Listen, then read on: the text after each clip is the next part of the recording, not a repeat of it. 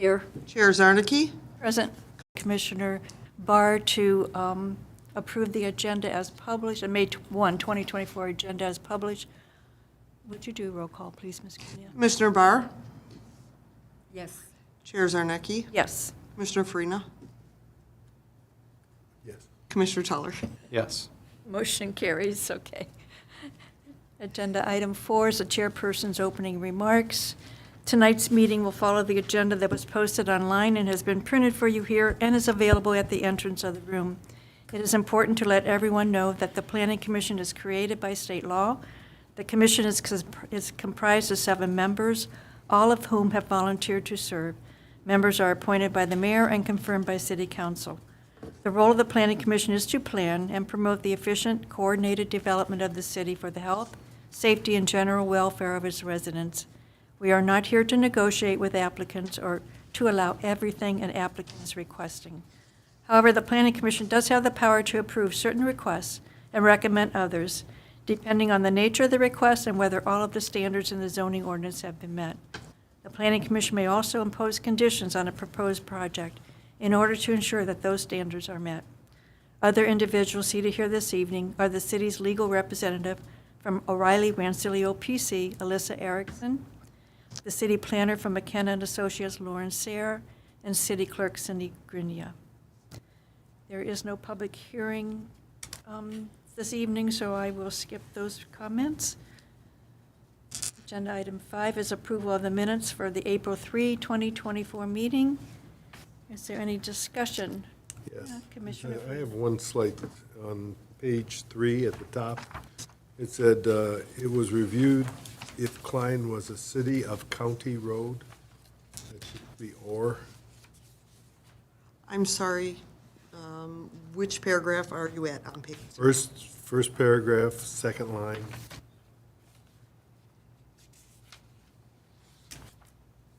Okay, thank you, I'm sorry. Alrighty. Sorry, just caught it. That's good. Thank you. Any other comments, discussion? Okay, I'll entertain a motion to approve the agenda, the minutes as revised with that one correction. I make a Commissioner- motion to Commissioner approve it all as, or with the slight revision. Okay, and support? Second. Okay, it's been moved by Commissioner Teller and support by Commissioner Farina to approve the minutes, April 3, 2024, with the one correction. Ms. Greenia, would you do a roll call, please? Commissioner Barr? Yes. Chair Zarnicki? Yes, Commissioner Farina? Yes. Commissioner Teller? Yes. motion carries. Agenda item 6, new business, public hearings. A is none. B, site plan 23-04, 34575 Commerce Road, Divergent Transportation. Ms. Sayre, do you have the review? Yes, thank you, Chair Zarnicki. So this is a site plan for 34575 Commerce Road. It's located in the IC Industrial Control District.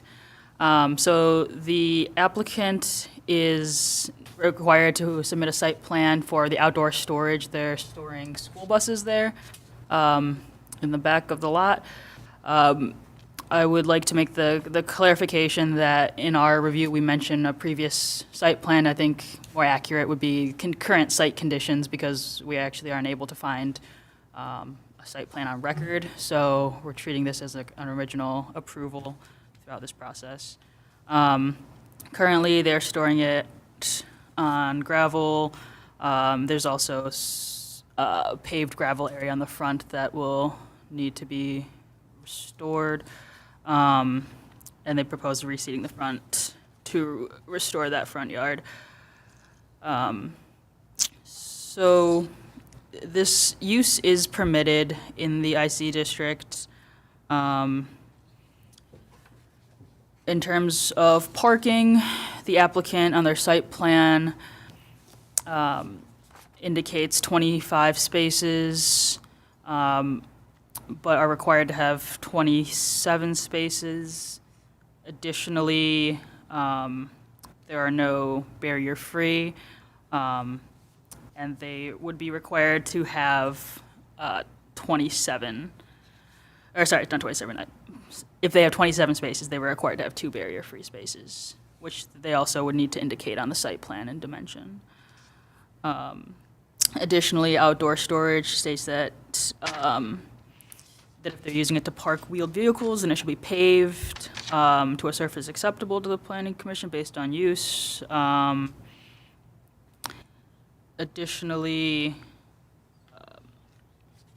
the entire parking area, including parking spaces, maneuvering lanes, and drives required, I guess, so it'll need to be paved with asphalt or concrete unless the planning commission determines that they're okay with gravel for some reason.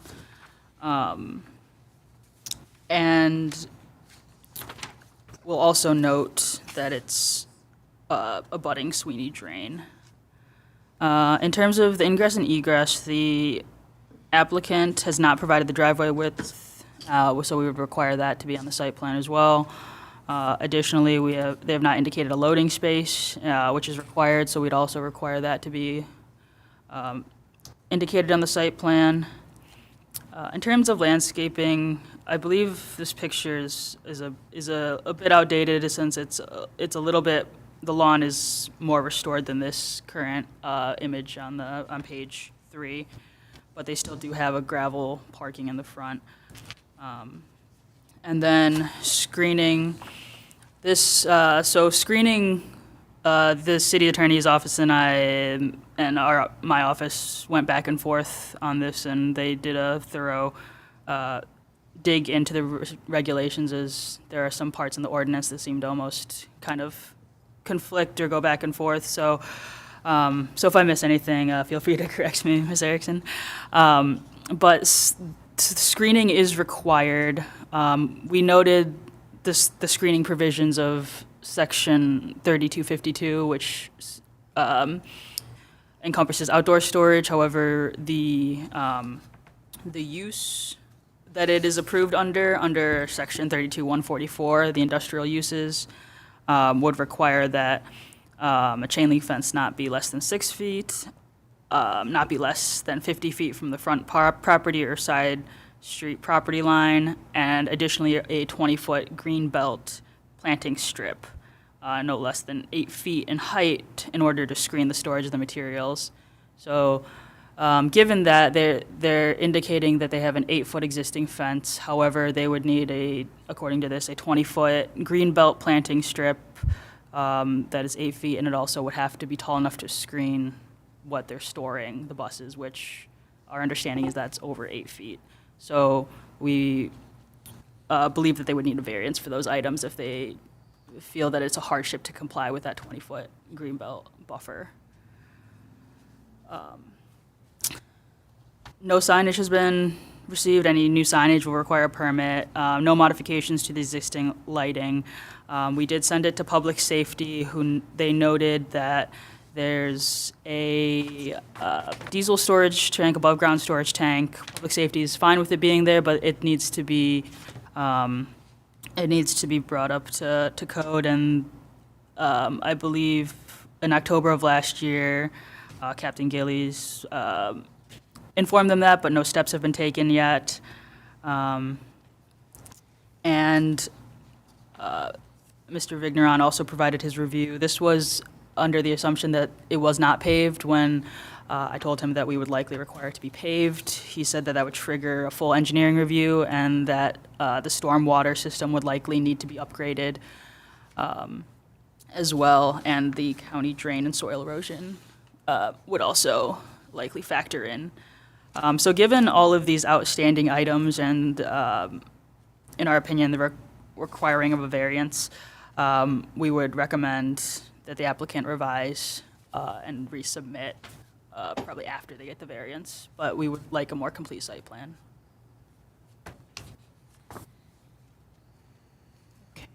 I got myself a little confused there, so I apologize. So the variance, they could do the variance on the landscaping, possibly. I mean, they could do Yeah. the variance. Yeah, so I believe, and again, correct me if I'm misspeaking, Ms. Erickson, but I believe the variance would be if they did not want to comply with the 20-foot green belt, and if, and And I believe it would also be to screen some, or to store something higher than the screening, which is, At least 8 feet high. yeah. Okay, and that could both go for a variance if we ask for that. Is that correct? Unless we approve it the way it is. Do we have the authority to approve it the way it is? No. You- Okay. Yeah. All right, that was my question. Okay. Commissioner Farina. The variance, does that have to go to the ZBA It would, yes. for the landscaping variance? Would you like me? Okay. So it would be for the screening requirements. I know we probably think of the berm as being landscaping, but it is part of the screening requirements for the use in the IC district. So when our office looked at, the way that we're characterizing this use, when you look at the ordinance, it has very specific requirements for this type of use in terms of outdoor storage, which were the requirements that Ms. Sayre just mentioned. So the variances would essentially be if the applicant could not comply with those screening requirements as regulated by the IC district.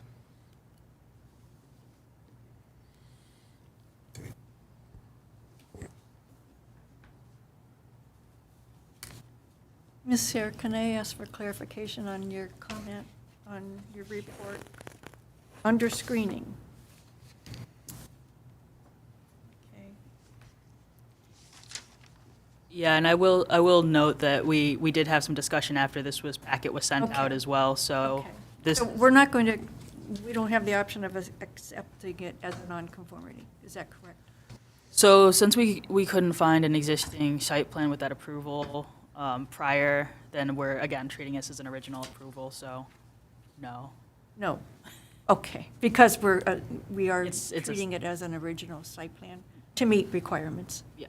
Okay, all right. Any other questions? Commissioner Farina?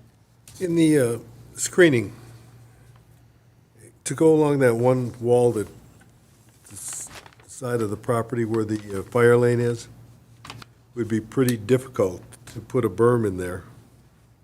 Is that part of what you're saying has to be done? Or a taller fence has to be put up? I don't, is the berm part of the 20-foot buffer? The way that the IC district reads is that the fence must be no less than 6 feet in height, located no less than 50 feet from the property line or side street property line, and that 20-foot green belt has to be outside of the fence. That has to be at least 8 feet or more in height in order to screen the view of the storage materials from the street and adjacent properties.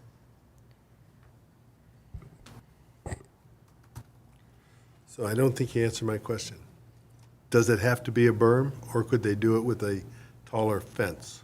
So you have to have the 20-foot green belt, Yes, correct, in addition to the fence. correct. Yes. Back to the parking lot where there's existing gravel and the requirement to pave it or asphalt it. Do we have the authority to waive that requirement?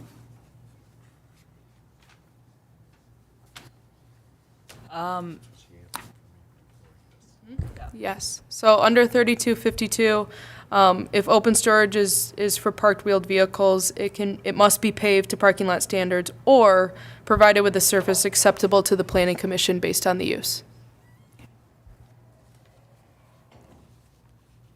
Thank you. Any more questions from the administration? What about the findings of the public safety officer? I don't see that on the site plan at all. So, in terms of, they did not note the storage tank, is that what you're? Correct. They did not know, and we would want that noted, you're correct. Is there a permit required for that? There's not a permit, but the fire safety, or public safety would want fire suppression and fire safety. I'm not super up to date on, or at all, on the fire code, but they'd want it to be stored according to the fire code. You want the building fire suppressed? Sorry, not building fire, just the enclosure up to international fire code. Fire suppression might have been the wrong word. Okay. Looks like they also want pylons installed for vehicle impact protection.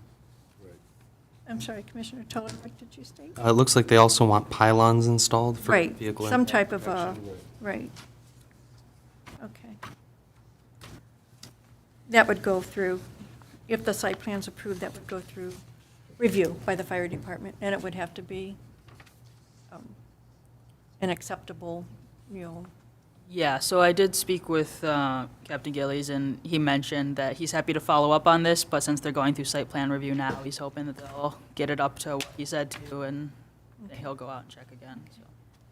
I have one more question, Ms. Sayre, and correct me if I'm wrong, we are treating this as a new site plan, brand new. Is the applicant aware of that, to understand that it's kind of a beginning of the site plan approval process?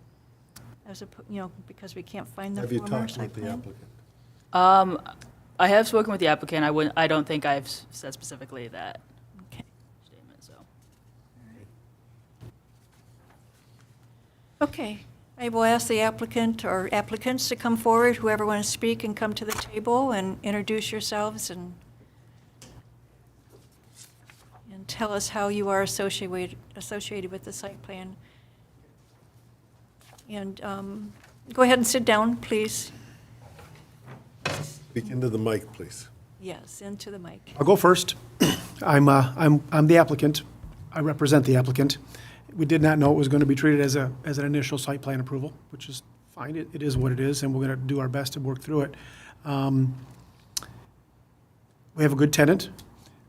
We purchased this property 4 years ago. During the closing process, no red flags were raised about any of the items that have happened between now and then. So we're caught a little bit off guard, except for the last year worth of craziness because of the parking on the front, which has been remedied. And much of the site plan approval, the requirements you're making are sort of very unique to this particular tenant. So whether or not the applicant, we're going to decide to go forward with all these items we have to have a discussion at a higher level, also with my tenant to see what the future holds before we go and do all this stuff. We just want to be a good property owner. So this is all a little new to us in that regard. So we'll do our best to work through this, whatever decision we decide to go by. Okay, thank you, Mr. Tremonti. Madam And Chair, I missed the name, your name. Mike Tremonti. Thank you. And I'm David Holes. I'm the president of Divergent Transportation. welcome, both of you. There are, And your contact information? How would they get a hold of you? You want me to give it? Is that what you're Yes. asking? Like a phone number or The record. email? just for the record, an address or a phone number, whichever you prefer. So our address is, as a site plan, 34575 Commerce here in Fraser. The office number there is 586-800-3748. We have 3 planning commissioners absent this evening, so should we take action on it, you need a majority vote, but you have the option of asking for a postponement also because you can wait for a full board. I think we might be postponing it, or might be postponing it because of the outstanding items on the site plan itself. So that's going to have to come back with some of the items that are missing. So go ahead and tell us your story. Anything you want that wasn't in the report that you want to share with us?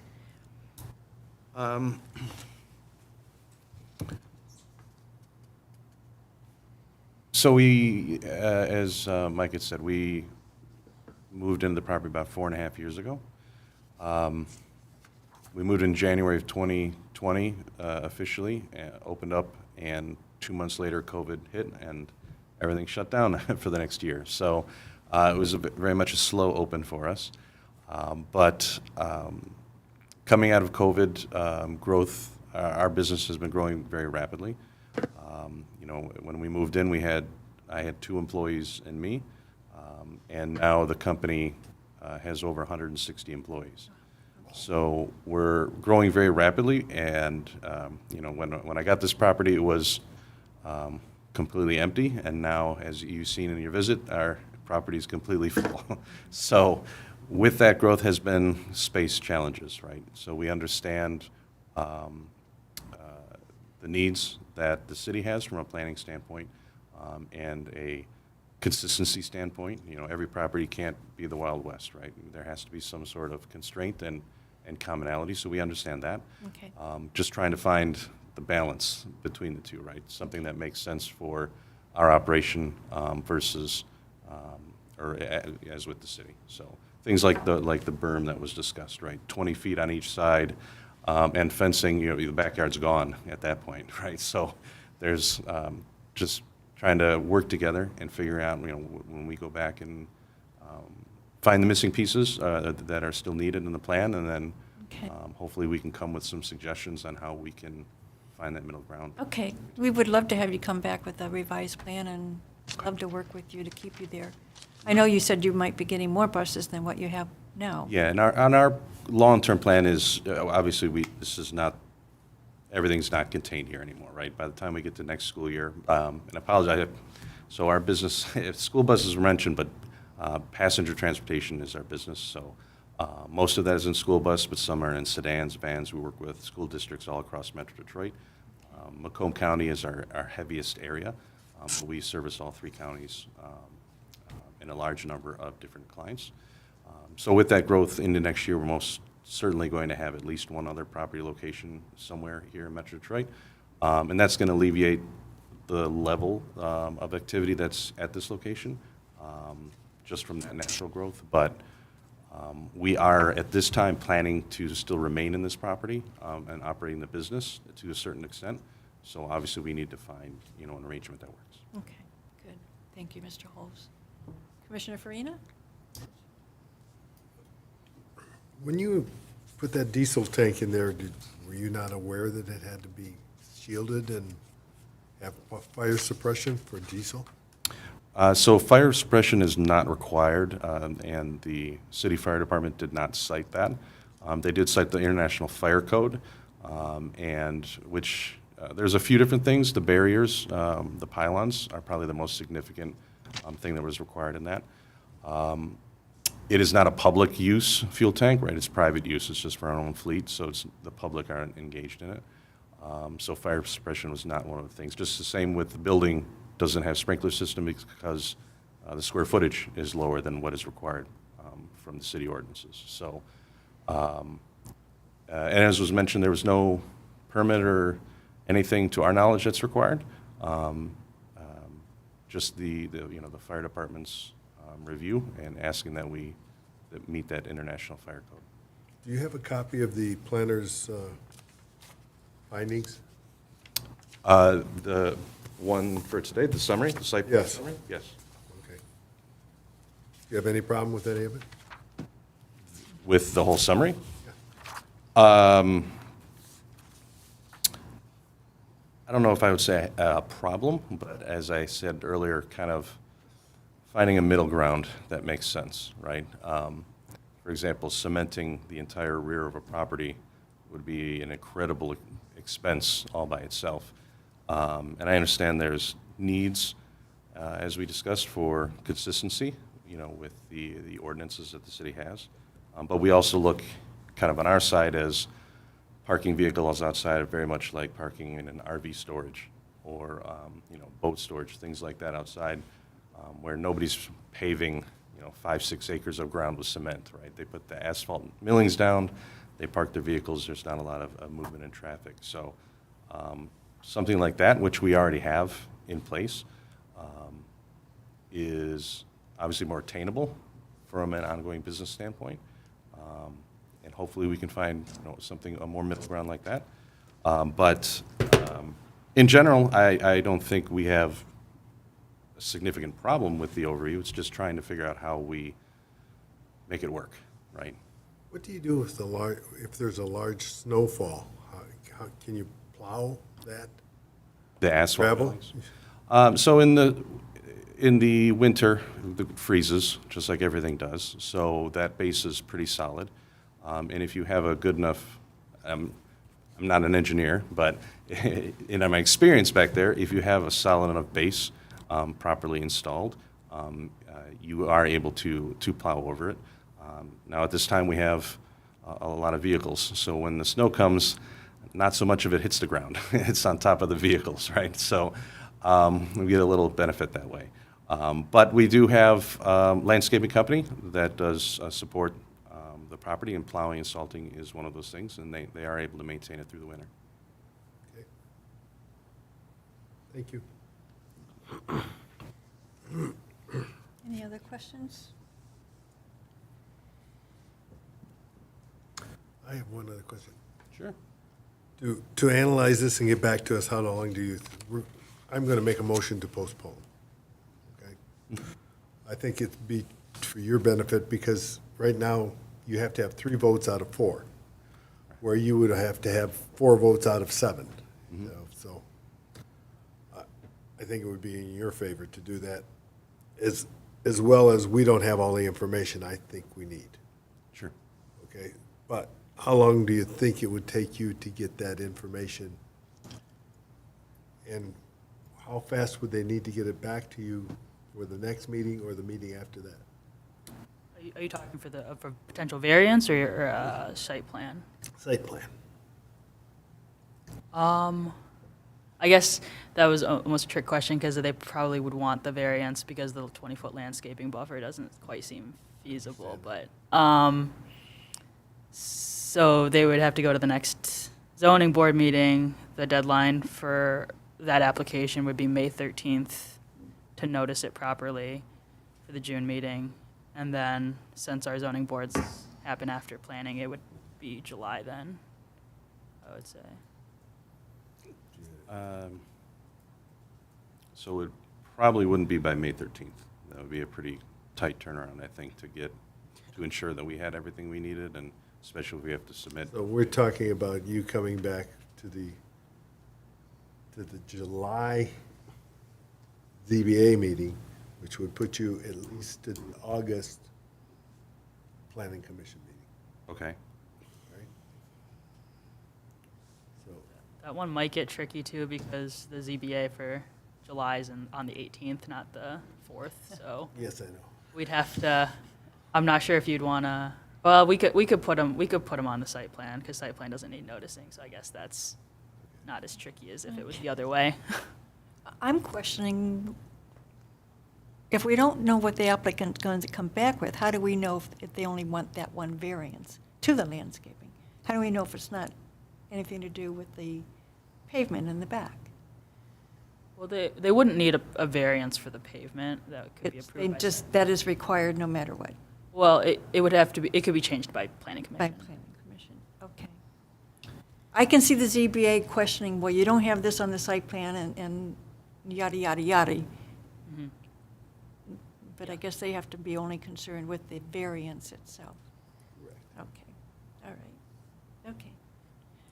We're kind of narrowly.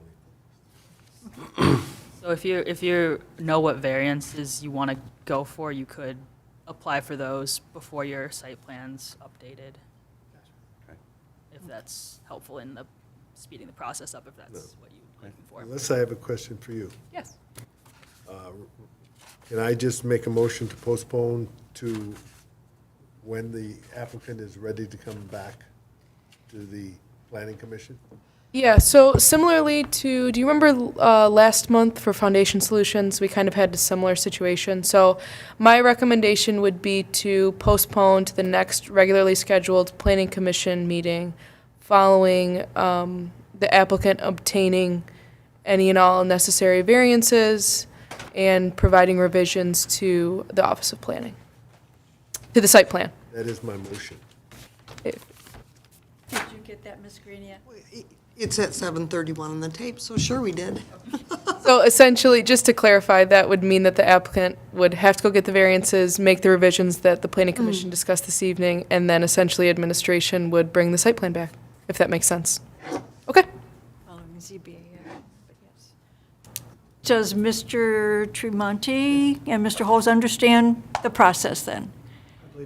I believe I do. Yeah, well, for clarity, when we submit for variances, we're submitting them to The the city. zoning This- department? The building department. Building department? Building department, same department as your site plan. Okay.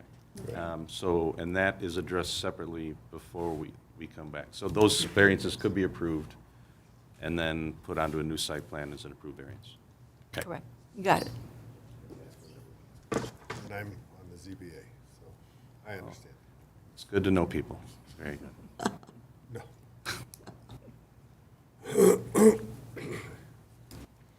Do you want to make your motion? I did.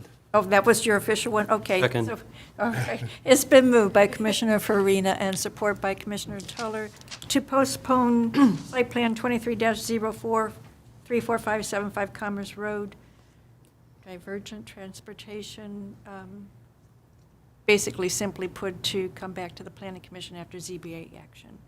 Ms. Greenia, would you do a roll call, please? Commissioner Barr, Yes. Chair Zarnecki. Yes. Commissioner Farina, Yes. Commissioner Tuller. Yes. Motion carries. Thank you, two gentlemen. Thank you for your patience. Before you go, I want you to make sure you get a copy of Anderson Eckstein's engineering report Okay.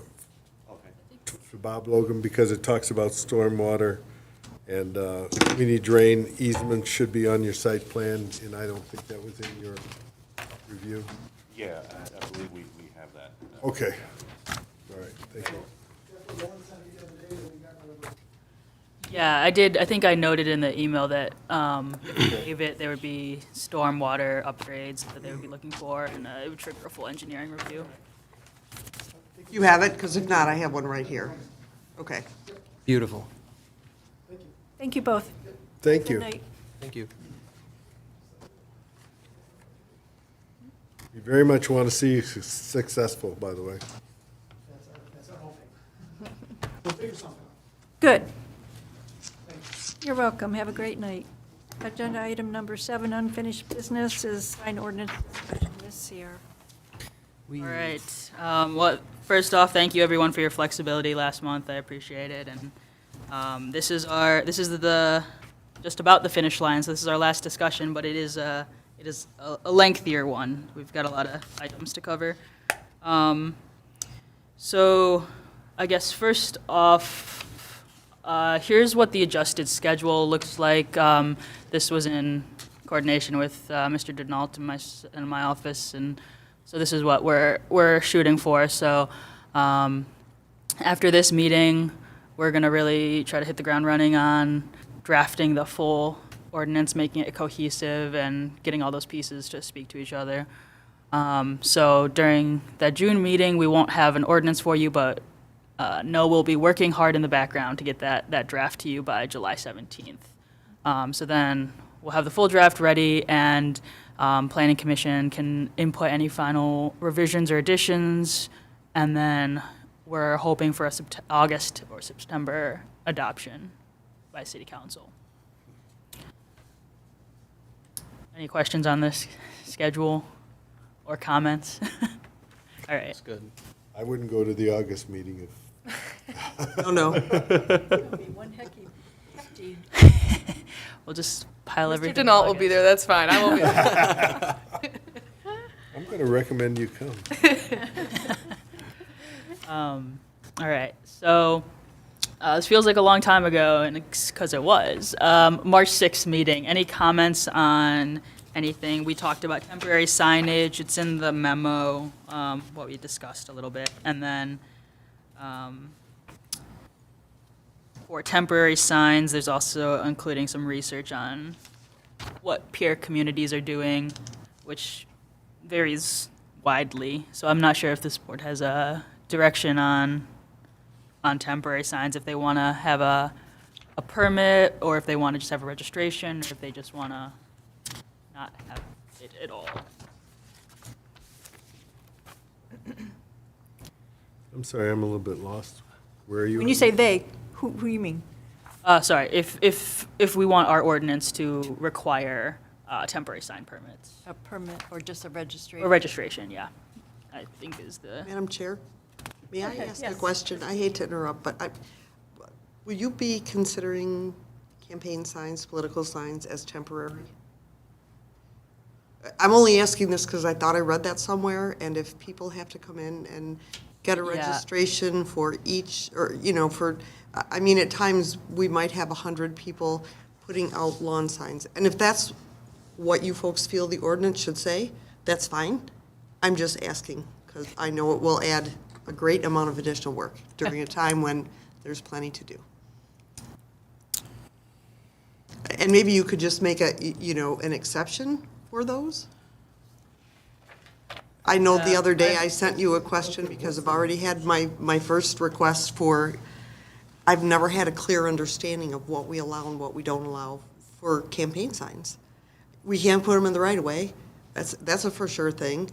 And there's a size limit, that's a for sure thing, but when can they put them up? How long can they leave them up with the recent freedom of speech issue? Can they leave them up forever? I mean, I've seen certain presidential signs up since the last election, and it's hard to be able to take them down because freedom of speech says you can put that in your front yard.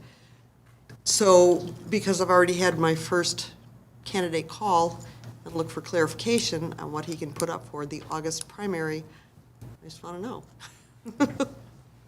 I think we currently do have them as considered yard signs or temporary signs. Okay. So, not sure how to rectify that one, I'm sure, yeah. I basically just wanted to put it out there Yeah, so of everybody So we can Yeah, it's discuss? heard my definitely valid. concern I when really think that's a legal question. With election signs, I really do. It likely is. I'm not sure I have the answer this evening, but I will definitely. Thank That's you. fair. I appreciate that. Yes. So are we still trying to determine registration and/or license for temporary signs? Alyssa, Yes. I don't think election signs have ever been considered even temporary signs, have they? That's what I'm I thought- rifling through trying I was going to. to say, and I thought we discussed campaigns. I thought we did too, but It looks like the state of Michigan has their own, like, rules purely for just political signs on their own roads. So I don't know if I that think would that's be, that's just the roads Yeah. though, right? Not private property. whereas, like, it looks like Rochester treats political signs as temporary signs as defined by the city ordinance as well. So there's a lot of, I think a lot of communities do that. Yeah. Keep them as temporary signs. which means that technically almost all of these communities and every person there should be applying for permits for each of their things. I just think it's something that's not enforced then? And I know, for instance, on election day, if there's a heated race, I inevitably will get 10 calls. Well, so-and-so has their sign here, so-and-so has their sign, and then my enforcement officer goes out and removes the sign, and then he gets yelled at, and then it's back up again in 5 minutes, so. Sign. It's a pain. We can look into seeing if, campaign signs are something we can exempt from. just And I guess my request would be if you do feel like they should register, that's fine, we'll figure out a way to do it, but perhaps if there was no cost to it. Perhaps what? If there was no cost Oh, to it. no you know, charge to it. Yes, Just- if they could just come in and say, they were gonna put some signs out, we would keep a listing You of them. track it. Yeah. But maybe no charge? Yeah, I think that's what we currently have written, that Okay. it's a registration. And I mean, maybe there's some way we can only require registration for like businesses, not residences. Maybe that's a way to do it. We'll look into it a little bit more again. It's I appreciate the time, thank you. Well, thank you for speaking up. Thank you.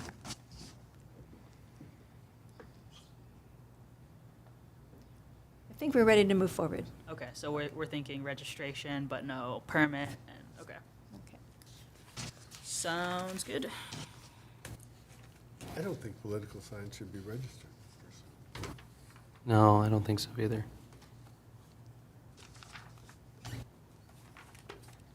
Item 3 under temporary signs. shall not be installed in such a manner that interferes with sight or might be reasonably expected to interfere with vehicle sight.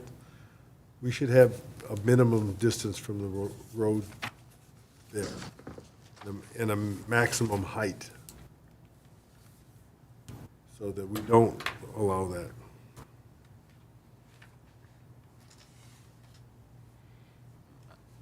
Okay. Yeah, I think we can add clarity to that. It might even be has to follow the district it's in, those height and Okay, setback. good.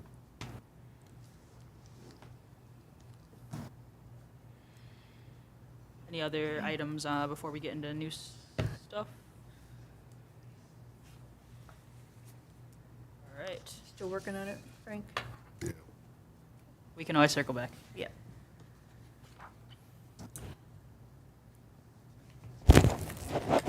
Talk louder or go closer to the mic. I can't hear half of what you say. Okay, I'll talk. I'll try to speak up. All right, so the first item is purpose and intent. So this is in the, I guess, planning memo, not the first memo that Mr. Denault produced. So we propose purpose and intent to start with. This chapter sets forth guidelines and criteria governing the erection, placement, maintenance, and removal of all signs, excluding those specifically exempted. Its purpose is to protect the public health, safety, and welfare, as well as to preserve a visually appealing environment, all while meeting the identification and communication requirements of sign users.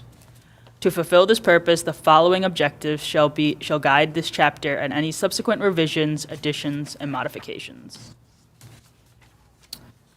So the first one, generally, ensure that signs are located, designed, constructed, and installed, and maintained in a way that protects life, health, morals, property, and public welfare.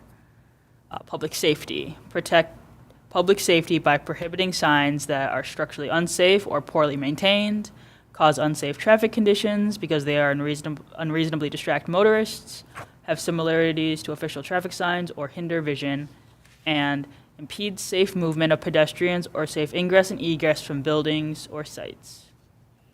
Protect the aesthetic quality of the districts and neighborhoods, prevent blight, and protect aesthetic qualities by preventing visual clutter and protecting views. Prevent proliferation of signs in residential areas and eliminate abandoned signs and sign structures on unused fixture types and location.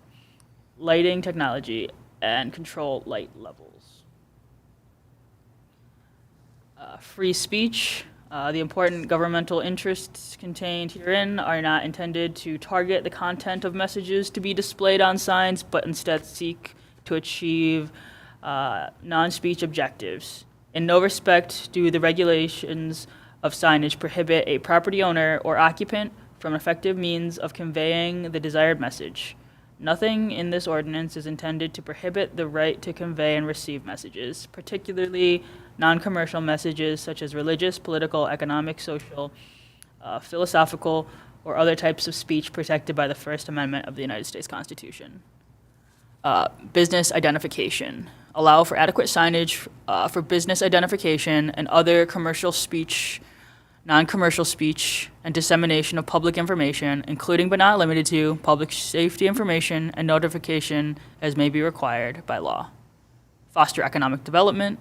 Ensure that signs are located in a manner that does not cause visual clutter, blight, and distraction, but rather promotes identification and communication necessary for sustaining and expanding economic development in the city. And discontinue non-conforming signs. It is the intent of this chapter that all non-conforming signs remaining in the city at the time of its adoption be removed and replaced as sites and signs around the city are altered.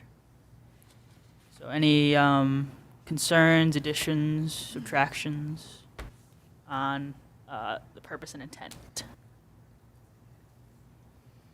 Am I understanding this right? Under discontinue nonconformity, it means that if this is that code compliance would go out and look at these signs that are non-conforming and ask them to be removed?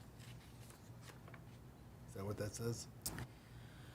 I think my understanding is that that they're not, the intent of the ordinance, or the intent would be for, the provisions for these nonconformities to die out. I don't know if that means necessarily a targeted audit per se.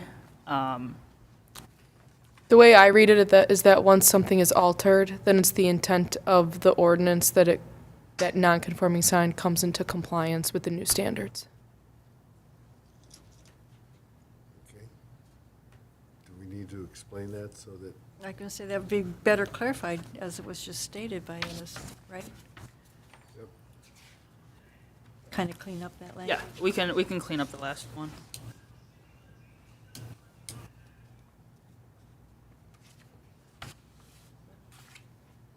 Any other items? I'm questioning number 6, just because visual clutter, blight, and distraction is very subjective. I mean, who has the right to see, that looks like blight. And yet, the person who put up the sign said, that's not blight, that's, Yeah, and anything that is blight might be able to be covered by public safety because it's a distraction or an actual general issue rather than an opinion.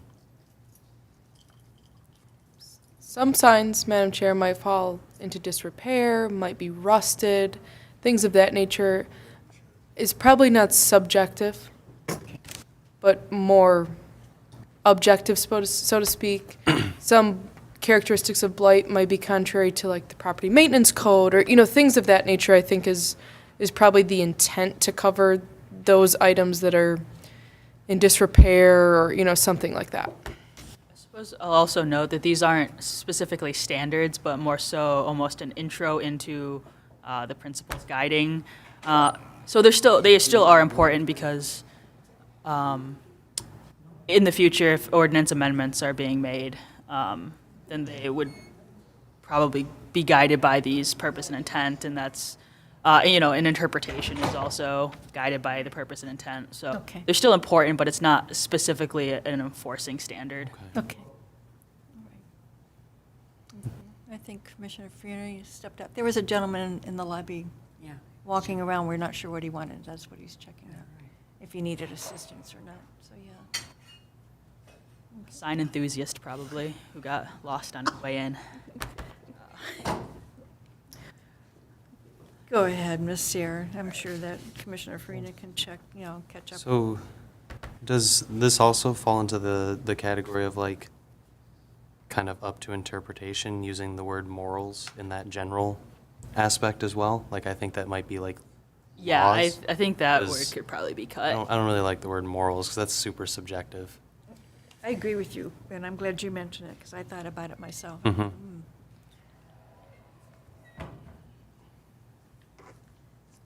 All good out there, Frank, as far as you know? It's all good? Thank you. I don't know if it was a prank call or they just had the wrong place. Okay. Sorry. Yeah, we can take that out. Cool. Or even just sub it for laws. Because then it's just definitive. But then that's kind of just a given, right? Say that again, Commissioner Teller. Subbing morals for laws, Okay.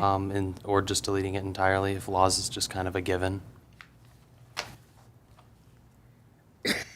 Which one are we talking about? General, under the first. Number 1. Number 1. He's questioning the term morals, which I question also. Yeah, I don't know if they're necessarily protecting laws. per se, That too, yeah. But I think removing morals is a definite. Melissa, how do you weigh in on that? My thought was to maybe put safety there. Ooh. Typically, Yeah, you see a lot of health, ordinances safety. that say public health, safety, welfare. Yep. It wasn't an original idea, I'm sorry. It's the first thing that popped in my mind. You're too but, honest. it just flows, right? Uh-huh. But So just an idea. It's a good trinity. Well, if it is obviously pornographic or how do we don't want something like that put up? I mean, if there's vulgarity on it, is Public safety, that public safety? absolutely. Distraction. If it's, I agree with you, but I want to hear the attorney say that.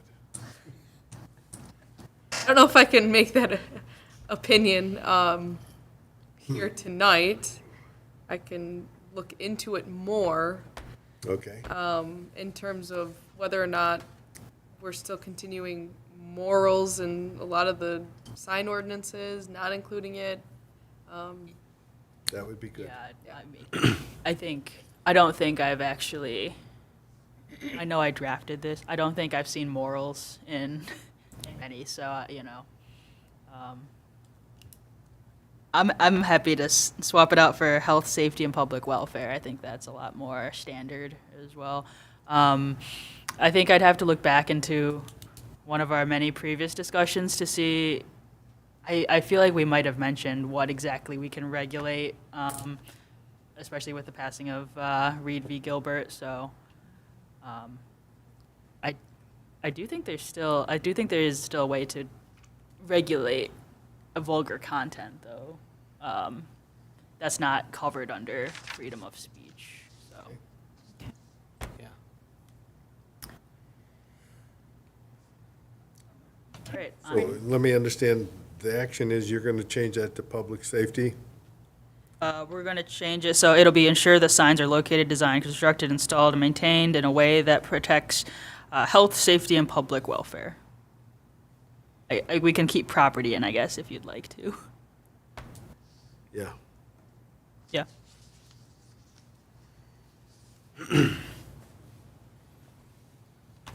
Health, safety, property, and public welfare. Right, okay. And you're going to look at morals, okay?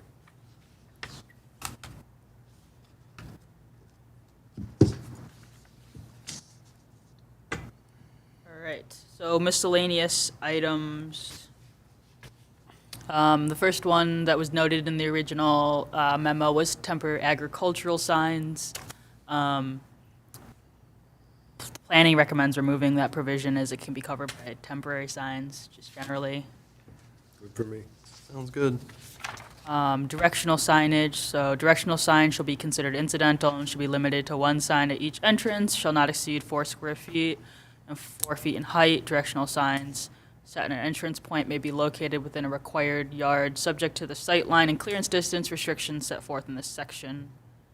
Directional, informational, and traffic control signs placed by government entities are permitted in all zoning districts and shall be installed to the extent applicable in accordance with the manual on uniform traffic control devices. I'm going to diverge for just a minute. Alyssa,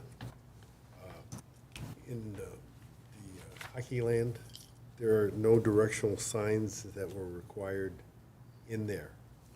And it's still an open item. And I'm sorry to interrupt, but that just hit me. Making a note. Thank you. Yeah, so directional signage, I guess I'm starting a discussion point, but I think Mr. Denault and I have kind of discussed it back and forth, and I'm not sure, is limiting it to 4 feet something we want to do? I'm thinking of, would directional signage also be classified as like gas pump numbering? Because that tells them where to go, which pump they're at. That's going to be higher than 4 feet, likely. I'm not sure.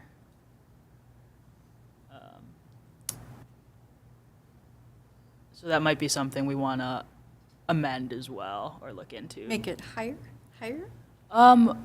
Larger? Not larger. Definitely not larger. I don't think for. Oh, but higher. 4 feet, but just not limiting it to 4 feet, or maybe clarifying what exactly directional sign. We do have a definition, but because my understanding of directional signage is that it's just anything that helps navigate the site circulation. So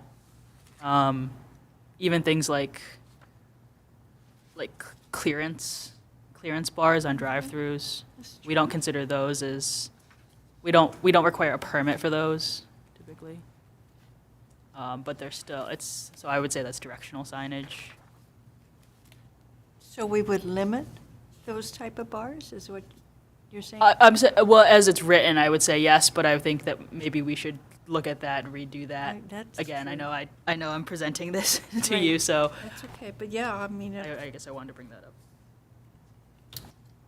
if we consider those signage, yes. Or maybe we just don't consider that signage, that might be another item. I don't know, you tell me, is that signage? Or even the numbers on a gas pump, is that signage? I would say it does fit the definition of what our definition of a sign is. Okay. Do I think we should regulate it? No. Besides the size, right? I don't think it should be able to be huge, but I don't think we should, require a permit. Correct, on that one. Is my house number on my home signage? Yes. Yeah. I think we did. I think we do. It's allowed. What month is that? We find it. We talked about it with, Yeah, I think. when we talked about home businesses and things like that. But it is permitted, it's permitted without a permit. I mean, when you put open on the door, push to open, is that a sign? Yes. By definition. Are we regulating it? Behind the window sign. What about no smoking? No. Or beware Isn't that of getting a dog? little petty? I'm thinking, yeah, we're going, We're going down a rabbit hole. yes, we are, going down the rabbit hole, which is not good. Pull us out of the rabbit hole. Window signs. There we go, let's we just go. go. Here we go. I do have a discussion item on it, but I don't know how much of a discussion it'll actually be after kind of talking with Don a little more. But window signage is permitted, but the maximum size of the window sign cannot exceed 25% of the total glass area of the facade it's located on, and in no instance shall a window sign exceed 150 square feet in area. So, I note that a lot of convenience stores and/or liquor stores have all of these window signs now. yes. And I want to know, have we looked at other cities around here and what are they doing about it, other municipalities? Because I don't want to try and enforce something that's non-enforceable, you know. Yeah, I do believe I did look at them. I don't have that with me. I can bring that, I guess, I can bring it to June while we're drafting as an action item. I consider all that signage blight and a I- distraction. I do too. Oh, thank But, you. but I've asked that it be looked at, and the building department has not done that. So as our ordinance is written, because this is a hot topic, we do permit window signage if the lettering's 3 inches or less. In certain districts, they allow temporary window signs up to like 15. I think one of them's 25%. 25%, yes. Yeah, I think. But I'm talking about where we've sent the building department, it's like the entire building is wrapped in this stuff. Right. And that shouldn't be allowed. It's not only on the windows, it's on the brick on the outside of the windows, and it's beginning to look like not a nice neighborhood. I have a question. Sure. Are you checking with the state laws? I mean, it's good to look at other cities around us, but what about state laws? I think the state delegates authority on this to local governments through zoning. Correct me if you know of anything else, Ms. Erickson. It's pretty much, federal case law probably controls more than any state law, I would think. Because most of the time, obviously the First Amendment's going to be involved, so that would be federal. Yeah, should be checked. I Of remember course. one time I was in a condo, and he knocked on my door and said, "No, you can't do that." "Oh, yes, I can." Want me to show you the federal law?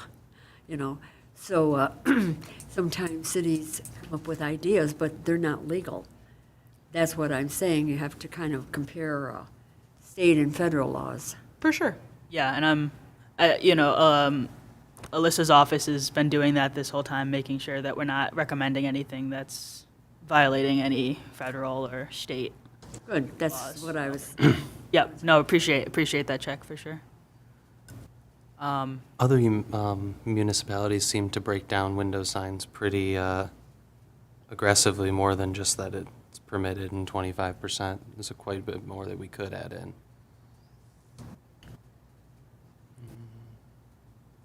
Like, You want to mention some of them? yeah, so like window signs shall not obscure the visibility of the store interior or its merchandise displays. All permanent signs must not exceed 10% of the total area of the windows located in the store. Phone numbers are not allowed. A lot of those are like additional things that are required by some other municipalities local to us that could be added in to hopefully limit a lot of the stuff. But like the things that you guys are talking about, like these, example, like a gas station, you walk up to it and there's Monster Energy covering 90% of the windows. I think that almost all municipalities that would not be, like, that wouldn't fly. It technically isn't cool. I just don't, I'm trying to think of like places I've gone to though, and unfortunately that seems to be like just the way that gas stations are. So like the whole enforceable aspect of it, I don't know. But there is more that we could do. We're trying to enforce. I know that's not probably as That's- helpful. Talk about Bob, talk with Alyssa, and come back with a concerted thing, and I'll call Logan to also, Regarding the enforcement. our current enforcement. Enforcement? Or the definition of window signs, do we want to define it a little bit more than what it's defined here? We do have a definition section to get through after this. Okay, Cool. okay.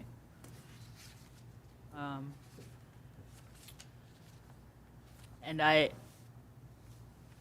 would probably recommend not requiring a permit for window signs.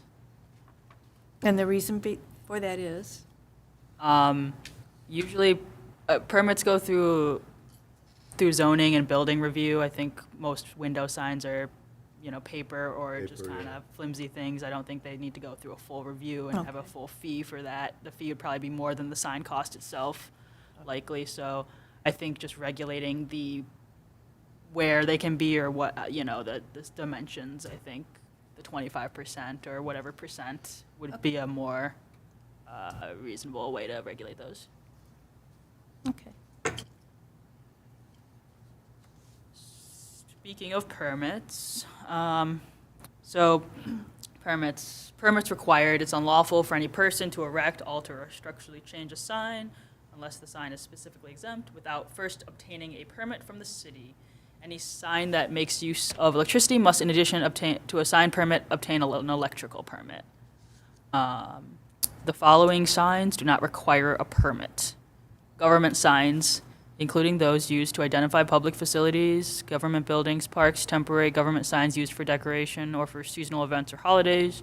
This includes highway and street signs and signs authorized by a road agency in conjunction with infrastructure improvements. There's your address number, Mr. Farina. Address numbers with numerical height no greater than 12 inches. Historical markers under the authority designated authority of the local, state, or federal organization. Essential service signs and signs required by law. Placard or building markers no larger than 2 square feet in area. Fixed restaurant menu signs. Flags subject to the following. Flags and flagpoles cannot be located in any right-of-way. Flagpoles have a maximum height of 30 feet. No more than 1 flag permitted per lot in a residential district, and no more than 3 flags permitted per lot in all other districts. 60 square feet in size. Mr. Denault and I were discussing if that 60 square feet's total, cumulative, or per flag. Should be total. Um, That's This- huge. Yeah. probably cumulative then. Yeah, one flag, that'd be like a 6x10 flag, which is massive. Absolutely massive. Like your average like flag is just a 3x5. So we're talking 15 square feet. And if you're going like the next size up, 4x6, at the most, we can get to like 30 square feet for a flag. Sounds like total then. And then directional signs, which we kind of mentioned, maybe amending that 4 feet height or clearly defining what directional or what those kind of gas station number signs are better. Any questions on these signs that we're recommending not be required for a permit? Do you think that the like gas station signs would fall under like these like placard or building markers at all? Because it's kind of like a structure marker in a sense too, because they're nice, just small numbers, or no? I would say that those are that's probably not the intent of that. Okay. No worries. Maybe we could define it that way. It's definitely something that we're probably gonna either have to add a definition or be less strict on height for directional signage, one of the two. And then again, of the original sign memo discusses historical markers. We address this in signs exempt from permits. And then menu boards. So these are the standards we're proposing for menu boards. One menu board and one pre-order menu board for each drive-through lane. The maximum height for such sign shall be 7 feet, and the total area allowed for each drive-through lane shall not exceed 45 square feet. Menu board or order board signs shall be located on the interior lot or parcel and shall not be readable from the exterior lot. The placement, size, content, coloring, or manner of illumination of the sign shall not cause traffic or pedestrian hazard or impair vehicular or pedestrian flow. The volume on the menu board or order board shall be maintained at the minimum level necessary so that it's audible to users, but to minimize extraneous noise traveling off-site. Questions, comments, concerns?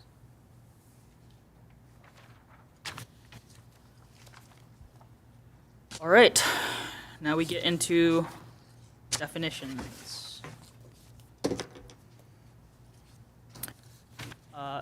The first one being the definition of a sign. So I just have the proposed definition up there, which would be any display or object which is primarily used to identify or display information or direct or attract attention by any means which is visible from any street, sidewalk, alley, park, or public property and is otherwise located or set upon in a building, structure, or piece of land. The definition does not include goods displayed in a window.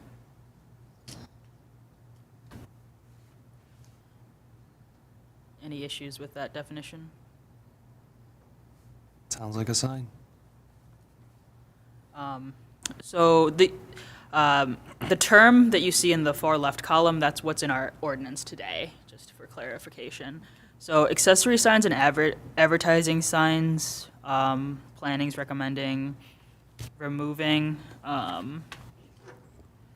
We don't really see a need of defining accessory versus non-accessory.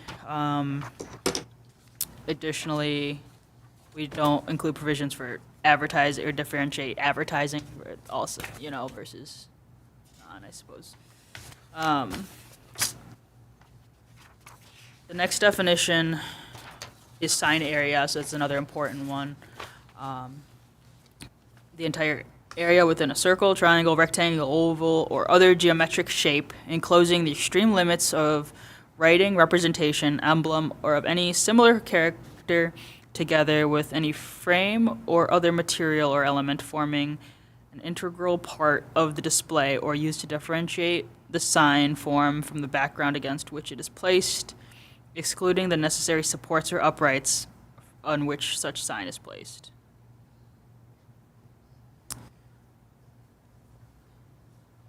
And then we have a diagram as well. I like the diagram. I know, it's good.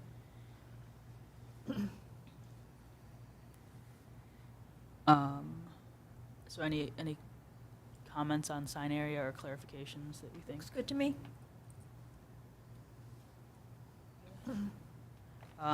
Sign construction, we have no change from the existing, shall mean to build, construct, attach, hang, place, suspend, or affix, and shall also include the painting of wall signs. Directional sign, a sign, the sole purpose of which is to facilitate the flow of traffic within a site.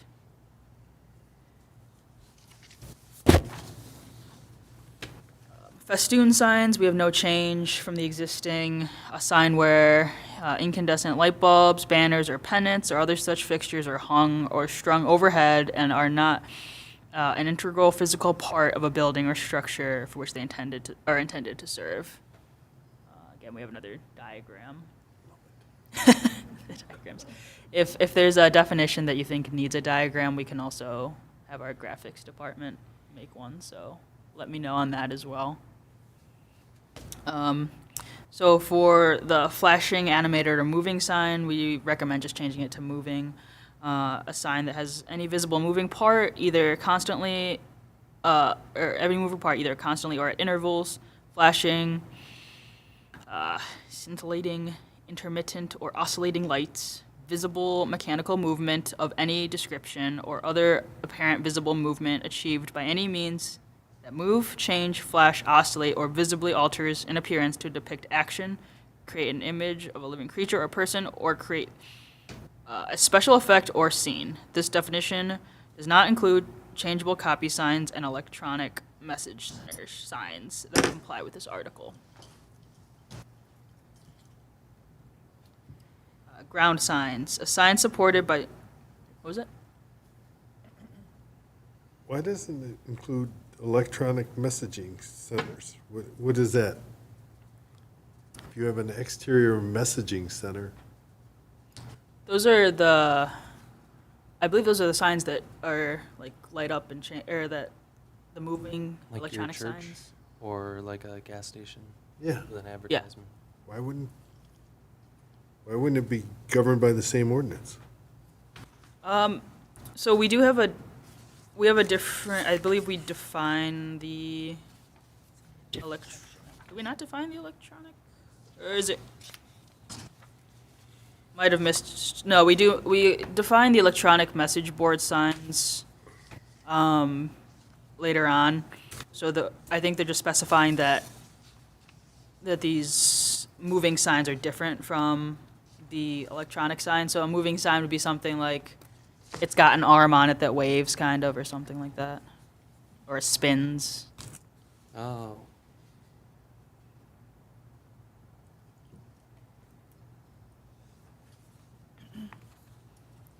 Cool.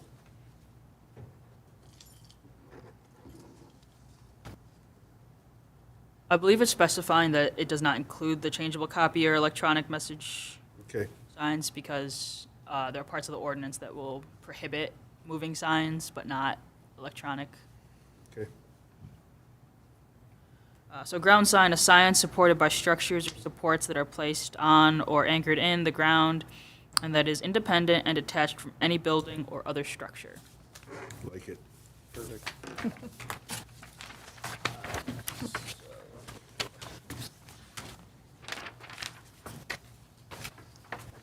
I forgot one up on the slide, but it's in your packet. So identification and nameplate sign, a wall sign identifying the occupant, business, name, or address of a building or parcel of land.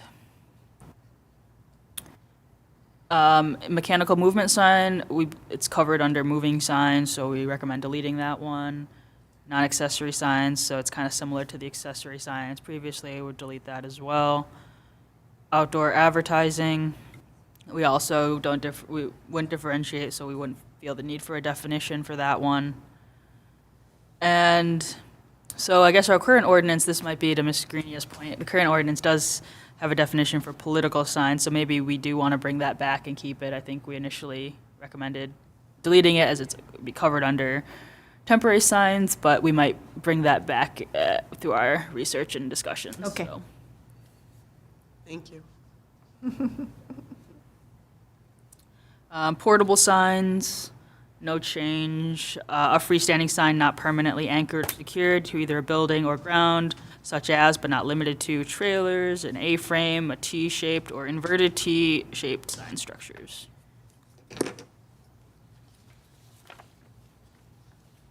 Okay.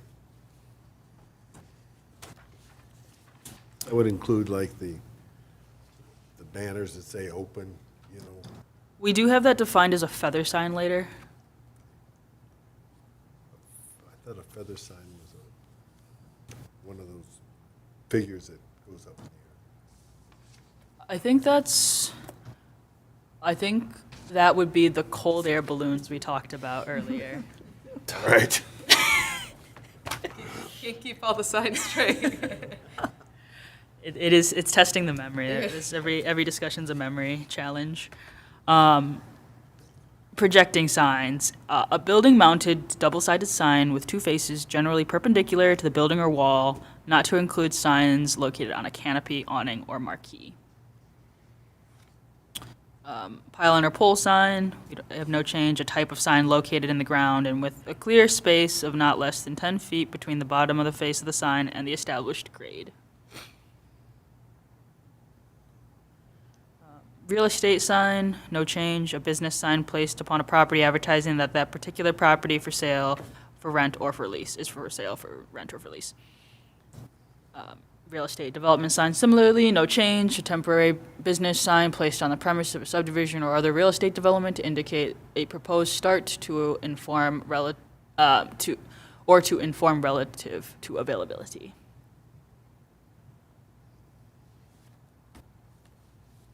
Residential entranceway sign, a sign located on a major thoroughfare and serving as the entrance marker to a residential development.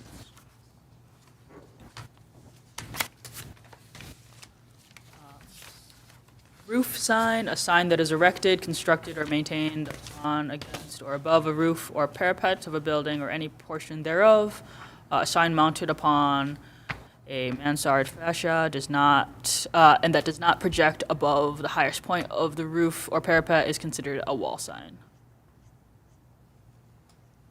Do we really want to allow roof signs? I'm not sure if this is necessarily allowing them, this is just defining them, so I might say in the ordinance, I'd have to, again, check back through what our working draft is, there might be a provision saying roof signs are not permitted, so this is saying this is what a roof sign is. Good. But I can make a note to check on roof signs, on if we're allowing them or specifying.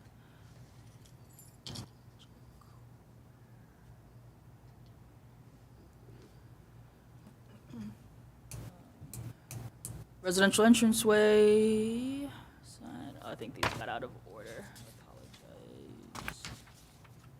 Yeah, I think we're What's past that? signable area, the roof sign, signable area. It looks like I might have Skipped a couple. might have gotten them a bit out of order, so I'll just go back to the memo. So signable area, no change, a continuous wall area on the front of the building, which is free of windows and doors and major architectural design, so-called.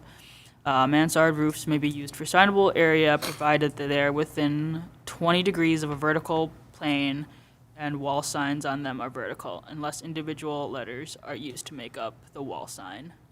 And so those are kind of those like, almost like Pizza Hut roofs. That's what those are. Vehicle business, we would change to vehicle sign. Oh, I think I went too far. Vehicle sign, so we wouldn't change the definition, but we would just probably change the term to a vehicle sign. A vehicle sign when the vehicle upon which the sign is painted or attached is parked or placed upon the owner's premise primarily for advertising purposes. Currently licensed commercial vehicles in general daily off-site use are not part of this definition. Are vehicle signs permitted, do you know offhand? I believe that we do not permit them, so I think this is just saying, clarifying that if you're parking your vehicle sign in your house, because that's where you go home to, I mean, if you're parking your vehicle with all your, the painting of your business, that's not a sign. But if you have it out in front of your business. In front of your then business that's- advertising, Then that's a sign, yeah. that's not allowed as far as you know. No, Don't believe we're allowing it. yeah, okay, that's fine. I was just questioning Are myself. you sure? 'Cause I see it. Because there's that law firm down on Utica Road that has that car That's true. out there with, Oh, the police car thing? yeah, Oh. It's been there forever now. yes. Coolest sign we got. Okay. I'll check where we're referencing vehicle signs as well to see what we're saying in our ordinance. Because I know we had a problem one time because they put a political sign on the side of it. It stayed up there for months and months and months. Until, and then somebody said, take it down? I think Or- the next election. Election. Came off. Well, that brings a question then. I mean, we adopt a new sign ordinance, so any sign that's up like that, I mean, is it considered grandfathered in? It would be. Till it goes into disrepair. Yeah, and if they wanted to alter, if they were altering it, then they'd have to bring it up, so.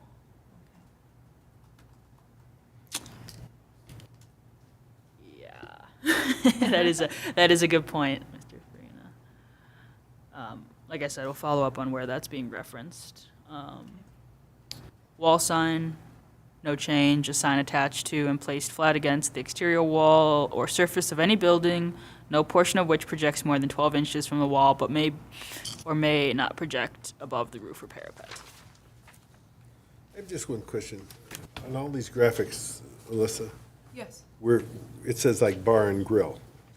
Could anybody argue that it's only for bar and grill? I don't think so. Good. But we could clarify and maybe put X, X, X, X. Or flower shop or whatever. As long as it's more than 3, I think we're. Good. No, if you're happy, I'm happy. All right. Here's our window sign. So these are getting into terms that are not currently in our ordinance, but we think warrant a definition. Window sign, any sign that is applied, painted, or affixed to a window or placed inside a window within 3 feet of the glass facing the outside of the building.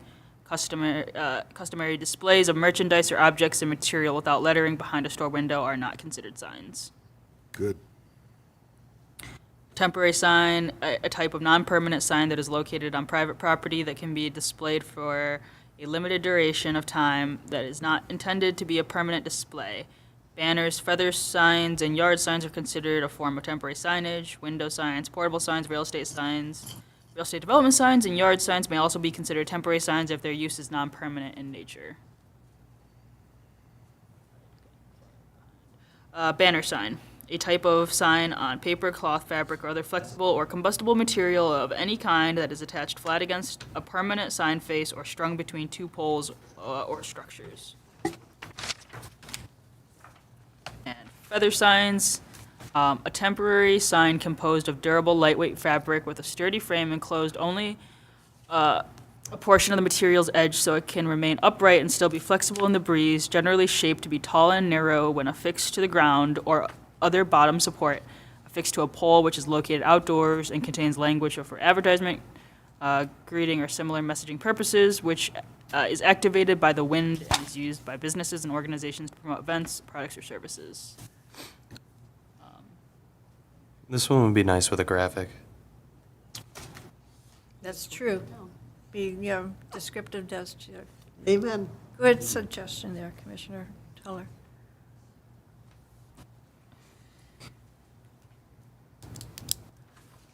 Yard sign, a sign, let me switch it. A small temporary sign characterized by a wire frame, non-durable message surface such as cardboard or paper, and are often inserted into a lawn with wire posts. Although variations exist to the materials of the frame and message board, a consistent physical characteristic is its temporary and disposable in nature. And your word "in" is not in there, so just make that notation. Thank you. So instead of the cold air balloon, we're actually recommending air-blown sign.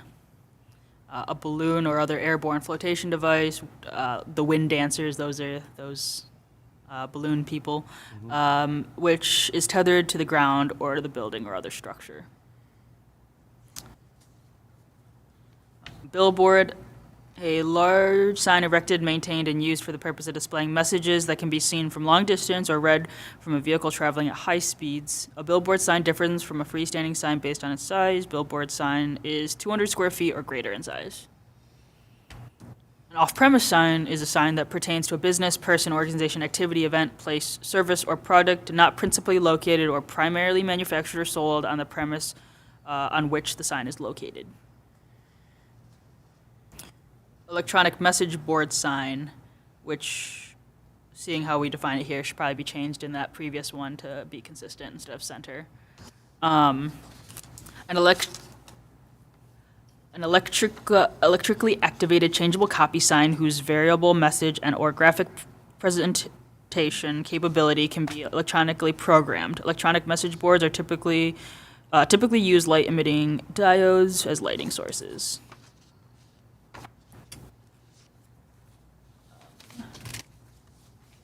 Canopy signs, a sign on a structure other than an awning made of fabric, metal, or other material that is supported by columns or posts affixed to the ground and may also be connected to a building or supported by and projecting from a building and providing protection from the elements. Menu boards, a sign providing items and prices associated with a drive-through window. Flag, any sign printed or painted on cloth, plastic, canvas, or other like material with distinctive colors, patterns, or symbols attached to a pole or staff and anchored along only one edge or supported or anchored at only two corners. A directory sign, a ground. What if it says printed or painted on cloth? What if it's sewn? Like the American flag, my flag that I bought has sewn stars on it. Should we add that in there, or am I going down another rabbit hole? Yeah, I think that's worthwhile, or maybe eliminating that aspect entirely of the painted. We can see which one fares better, but definitely not trying to prohibit American flags by any means. Yeah, I missed that, too. You're taking out printed or painted? Is that what you're doing? You could put printed, sewn, or painted. Yes. You could still include all of them. Include sewn. Are we missing any other any other way to create a sign is my worry. I am not a seamstress. I don't. Well, you could also be a painter, Embroidered. evidently.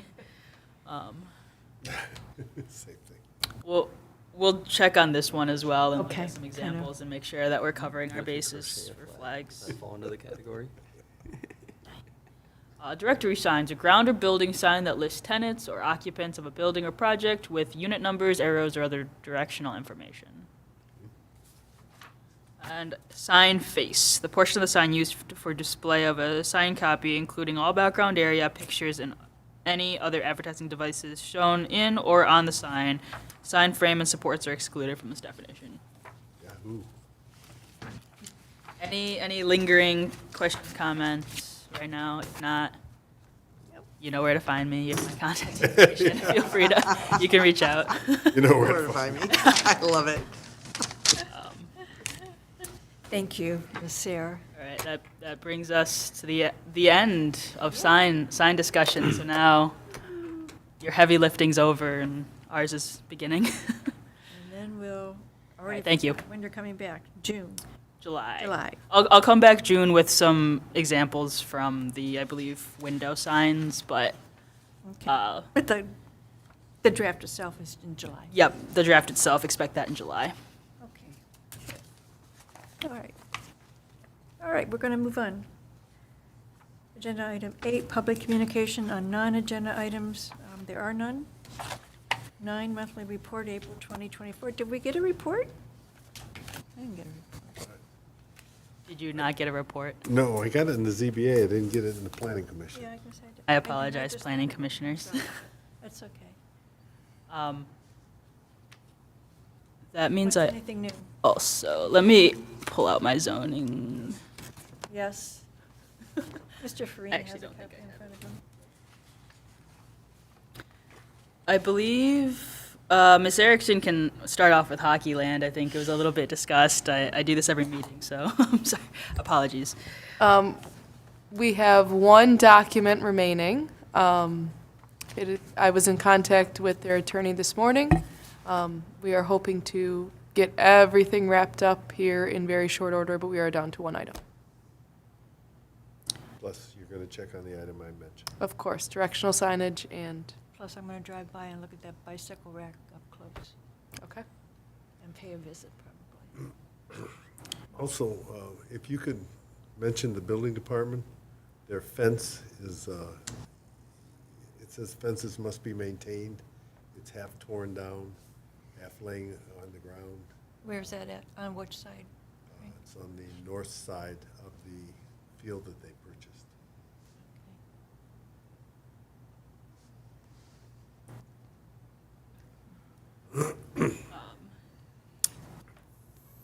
I'll note it to building. So 32660 Utica, that's that strip mall, car wash to strip mall. They are in the demolition process and they are about ready to start getting their building permit. They still have to meet with engineering for a pre-meeting before, and they're still getting their building plans finalized, construction-wise. I have a question. There are 2 walls left up. Thank you. Were we aware of that when it came in front of us? Okay, I thought maybe I was going to. They told us that a car crashed into it and Correct. demolished the walls. So they were originally using their original structure they were going to use the original structure for the bones of that building, if you recall, and their proposal. They're still proposing to build it to the same dimensions as was approved, though. They're not changing those, so. Okay. So those 2 walls are the only thing they could salvage out of that. That's my understanding. Okay.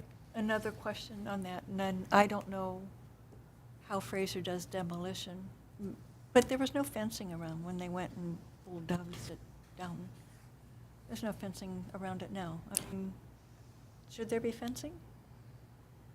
I'm also not entirely sure of our demolition processes. I can follow up with Bob Yeah, on that. just- I'd be curious as to, what requirements we have with that. It seemed odd when I saw the big trucks in there and it was just wide open. For safety reasons, I guess. Sure. Go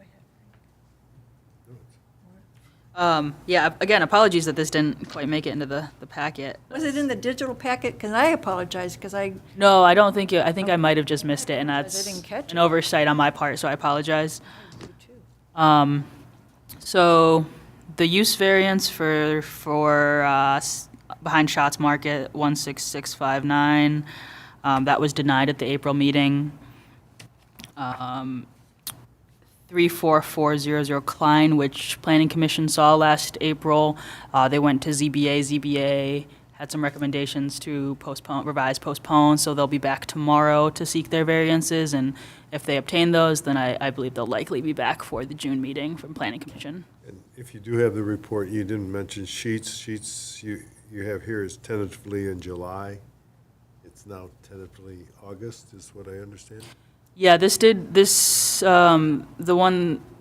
monthly report that the zoning board got, which would have been the one the planning commission got as well, that was sent out before the Okay. community meeting and before I was aware that Okay. Mayor Lestich would be absent during July. So you're correct, August is looking like the earliest. It's currently being reviewed by Mr. Andrews, and he'll review it, and they'll go back and forth with Sheets, their legal counsel, and that might take some time, so we believe. City council potentially on their August meeting will have sheets as well as a sign ordinance. Potentially. That's a lot. We may rearrange that. Might have to call an audible on that. Or just, yeah, so it's a coffee meeting for sure. So, and then I think lastly, 31253 Utica, that's Sunbelt Rentals. There was a hiccup with the noticing on, they had two properties in that and only one got noticed. So a little bit of a weird situation and a administrative oversight a bit, so we had to postpone it and they'll be seen tomorrow altogether. So I believe that's it for next steps and updates. I guess I will say on a little bit further horizon, pending city council approval, we are looking to do a full zoning ordinance rewrite. So that'll be a big project. I think we're projecting a 18-month timeline on that. Madam Chair, Yes. may I interject that your planner wrote a grant for that? I didn't hear you, and I'm sorry. The planner wrote and obtained a grant to facilitate. Yes. Just want to make sure you knew. Well, that's great. She did great. Yes. Yeah, so we are getting 50 grand in MISHDA funding for that project, and we're hoping that city council will approve a budget of an additional 35 grand over the course of 18 months, so. Yeah, I was going to say, they're going to divide it into 2 years. Yeah, so, fingers crossed that I agree. goes a long way. Great But job. Good going. so again, we have to still get it approved, but I think it's looking optimistic for that. And I believe that's all on the report. All right. And Lauren, on the PowerPoint, your monthly report still says 2023, so change that. I guess we are in 2024, huh? Just so in case anybody in the audience sees that and we say, okay, Got some great attention to detail there. hey, that's me. She's very good. I can tell. Yep. Okay, we're going to agenda item 10, Zoning Board of Appeals Member Liaison Report. Commissioner Farina. We did have an April 4th meeting, and there are 3 items that we considered there. One, she talked about Sunbelt Rentals at 31253 Utica Road. They were looking for a variance, and we voted to postpone that meeting as the applicant requested so that they could get things ready for us. Also, ZBA Foundation Solutions at 34400 Klein. Excuse me. We had a public hearing, and we postponed that for the applicant to revise his plans with additional parking spaces identified and come back the next month. And finally, the request for Suite B at 16659 14 Mile Road to create a business, a use variance in the CBD district. We could find no way to accept that, and that was declined. So that's the extent of the meeting that we had. And we will be having a meeting tomorrow. And that will be looking at Sunbelt again, Sunbelt Rentals, Sunbelt Rentals. And Foundation Solutions again, so that's it. That's the extent of what we have. You have a busy agenda again tomorrow. Yep. Thank you, Commissioner Farina. Agenda item 11, Commissioners' comments on items of interest and concern, or concern, I should say. Commissioner Tuller, do you have any comments you want to share? No, not today about anything that we've talked about. It's been fantastic. Very Commissioner thorough. Farina? I want to say he's doing a great job, I agree. you know? He's not shy. Happy to have him aboard. Things are progressing. I understand we now have a code compliance officer on board. He's been on board for approximately a month now. Chuck, I think he's talking about Chuck. Oh, I think he's been, he might be even longer than a month. I don't know, Mrs. Okay. Greeny, are you? I don't know when he started, but I feel like he's been here for a while. Cool. Maybe my time's obviously off with the April 2023, though, so. I'm And you're a sorry. year.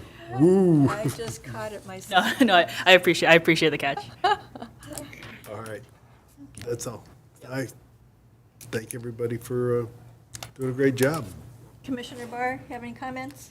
Not today. Okay. Ms. Sarah, any comments? I just appreciate everyone's flexibility last month as I had dealt with some family matters and appreciate it, the understanding. You're quite welcome. And Ms. Erickson, do you have any comments? Nothing this evening. Ms. Greenya, any comments besides what you already brought to our attention this evening? Which yes, we I- appreciate. I actually just want to add on to Commissioner Farina's comment about a code enforcement officer.